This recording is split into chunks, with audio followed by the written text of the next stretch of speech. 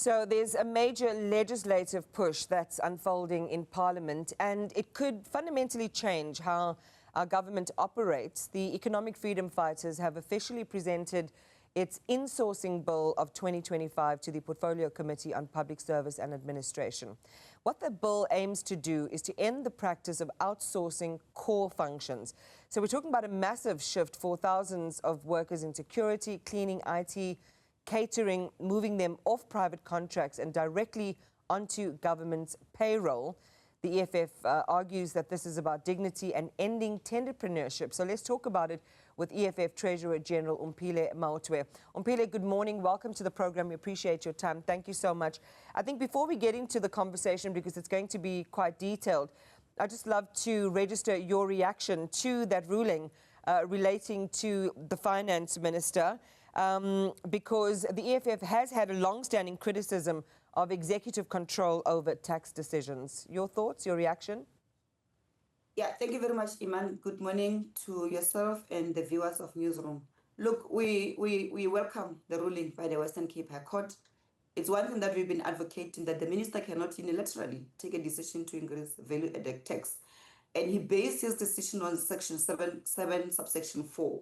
That gives him the powers. But we're happy that the High Court said he can't. It has to follow through with a resolution of Parliament, the same way the budget gets scrutinized. So the minister will come and table the budget, but then it has to go through Parliament committees, through public participation, and ultimately come back to the House to be for the framework to be adopted, and then we'll vote on the division of revenue and then the appropriation bill. So with the Value Added Tax Act, we've seen the minister having that power of just waking up, like he attempted to do last year when he attempted to increase VAT by 0.5%.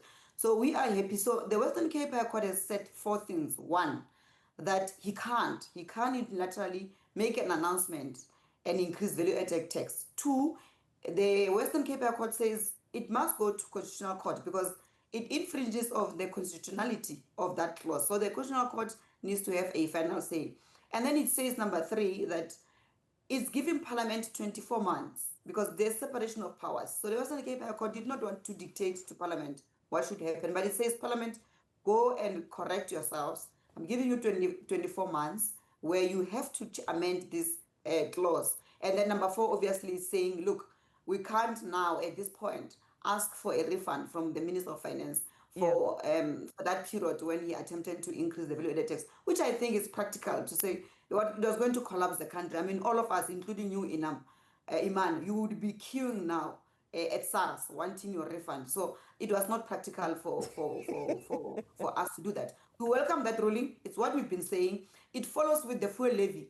Exactly our argument on the fuel levy. That you can't please fuel levy just by an announcement as a minister. Let it follow through parliamentary channels, public participation, and the resolution of Parliament.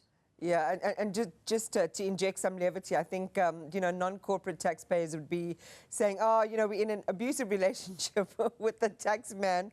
I don't know if it's going to be a tax woman next time round. Let's see who Edward Kieswetter's successor is going to be. But let's come back to the topic. I mean, the insourcing issue, since the very beginning with the EFF, is an issue that you have championed. Now you have produced this bill to Parliament. I think just very quickly highlight some of the key aspects of the negative impact of outsourcing as it's been practiced, and why it necessitates you going in this direction. Yeah, thank you. So, Iman, you are correct. We started trying to introduce this bill way back in 2020. And I mean, you can see that we are now almost 5 years, almost 5 years into this thing. And we have not succeeded, but we're quite happy with the process at the moment. So back in 1987, there was a white paper that was circulated. And the white paper was simply saying, or advocating for privatization of state services and outsourcing. So this is back in 1987, just before the dawn of democracy. And it has been the culture of the state since then that services that were initially insourced were now gradually outsourced to the point where the state is completely weakened in terms of rendering services to the people. So this issue dates as far back as 1987. Now, with the period between 1987 and now, 2026, where we are, we've seen levels of corruption going high. We've seen levels of irregular expenditure. I mean, the AG's report of 2023-2024, and that's what we presented in Parliament. It says over 400 billion rands of irregular expenditure has been recorded. And it is primarily due to procurement of outsourced services. Now, if you look at the budget speech of the Minister of Finance, the big ticket item on the budget speech is debt to service, servicing of the debt. That's the highest amount that we pay. We pay so much debt repayment to the loans that we have taken. But it accounts to nothing when you look at the over 400 billion that gets lost due to irregular expenditure. And then the AG further says that over 10 billion is due to wasteful and fruitless expenditure, also pertaining to outsourced work. So why do we then still continue with a model that does not work for our country? So we need services, we're targeting the services that are permanent in nature. Iman, when you get to your studio this morning, your studio is clean. You will never work in a studio that is dirty. The same with me when I get to the office. So permanently, I'm going to need a cleaner to be cleaning my office. Permanently, I'm going to need a security. Permanently, I'm going to need food, catering. In hospitals, there'll permanently be a need for laundry services to wash the linen in the health sector. Ambulances, there will never be a time where the government says, no, we no longer need ambulances. Yeah. Look, I get the point. We are looking at services that are permanent in nature. Yes, sorry. No, I get you, and I think you've made the point quite effectively that if you're going to need something in the long term, why not bring it in-house? Let's talk about obviously the motivating factor, as you've already explained, is reducing corruption. It's getting rid of corruption, and it's also getting rid of tenderpreneurship. But let's talk about, as you say, this permanent structure now. And one of the concerns is that, will it really reduce corruption? And at the same time, is it simply just going to expand the public payroll? No, it won't. Iman, at the moment, and that's a question that was asked in terms of, do we have money for it? Do we have the skills for it? Iman, you are at your studios. Okay, you are at a private studio. If you're at SABC, as an example, when the drain blocks, the SABC will go and find somebody to unblock it. So where is that money? Because the SABC must pay that person who unblocked. 1. 2 means the skills are there. So we have the necessary skills in the country. We're not talking about highly technical issues here at the moment. We are just saying the services that are being rendered currently in the country. We made an example with the city of Cape Town as an example. We all say the city of Cape Town is clean. Why? Because their waste removal services are insourced. So go to Johannesburg now. We are crying about waste that's not been removed. If the contractors decide to go on strike, the garbage will just pile up, and that's a health hazard to our people. So we are talking about skills that are there, the money that is there. But of course, if there are no skills, Iman, if we find that there are no skills, then the government should go and play a role and get those skills. Let's play like China did. China wanted to industrialize the country. They realized that they don't have enough engineers in the country. They send out students across the world to go and acquire those skills and come back and plant in the country. That's why China's model is flourishing, the economy is growing.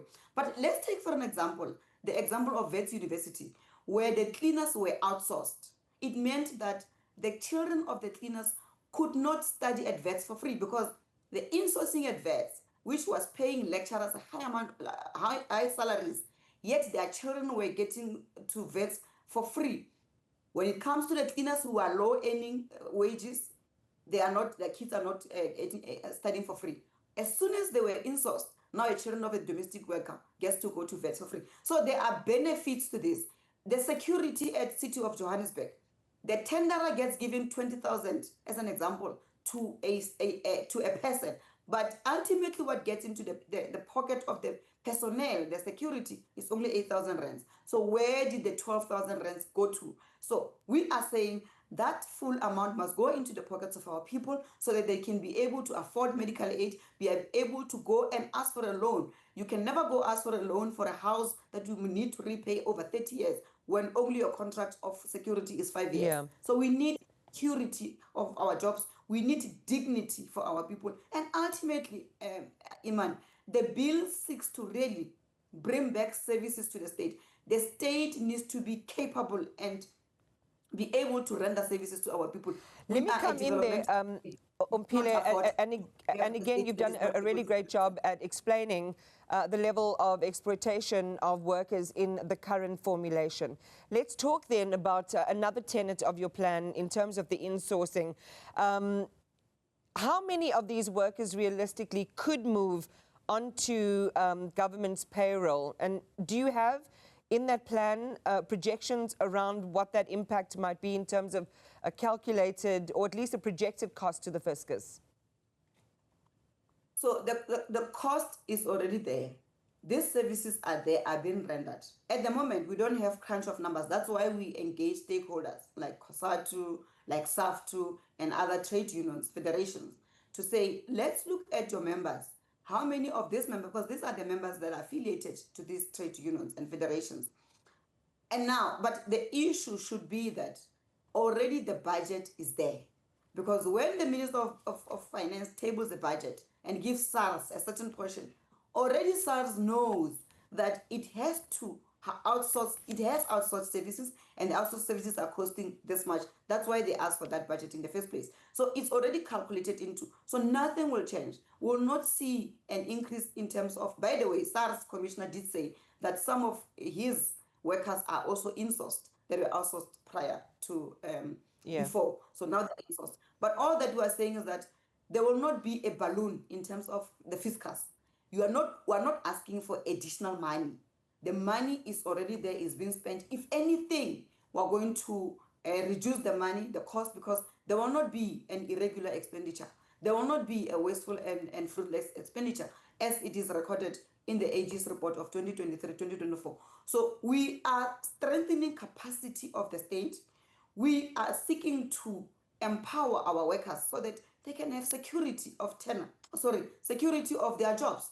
We are empowering the workers so that they are not exploited by these middlemen who just pockets the money and not doing anything, not offering any services to our people. We want the state that is able to deliver services, and it has been done before. It can still be done to this day. As I'm saying, this outsourcing model, it became a default approach. All accounting officers now, after 1994, the default approach is that anything that you need a tissue, you need tea, you need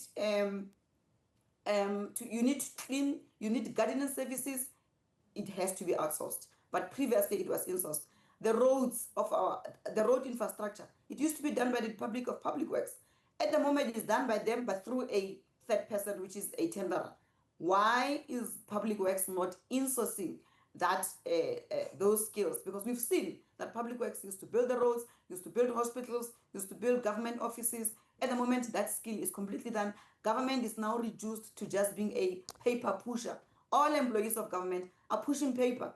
And by the way, the AG also says government does not have capacity to do contract management. And that's why you see that majority of these contracts don't end in time or get inflated prices, or the quality is not as good as it would be. So there's a variety of issues that comes with the outsourcing.